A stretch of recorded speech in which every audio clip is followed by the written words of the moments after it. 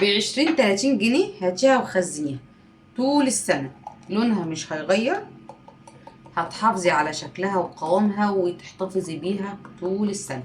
حتى البذر مش هترميه، بشوية مية معلقتين سكر دلعي البيت. عملتي ايه يا سمورة؟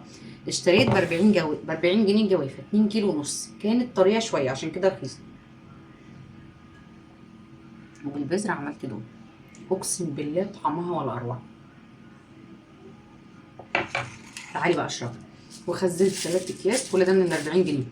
عملت شفشق العصير ده بشويه البذر، وشلتها جاهزه على العصير، شلت البذر منها، وبعصره واحده هتحفظيها طول السنه. الفيديو نزل كامل على الصفحه. صلي على الحبيب قلبك يطيب.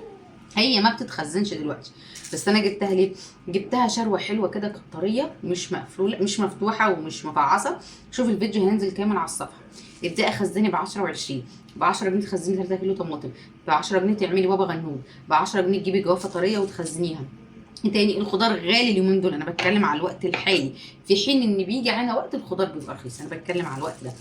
ايا كانت ميزانيتك اكتبيها، هعمل لك ميزانيات يوميه، هعمل لك حلقات للتوفير، اكلات من اول 10 و20 جنيه، وحلو وفاكهه ب 30 و40 جنيه لاربع افراد. صلي على الحبيب قلبك كتير. استني الفيديو اللي بعده.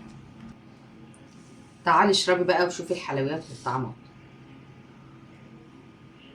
البذر اوعي ترميه، من هنا وجاي يعصريه.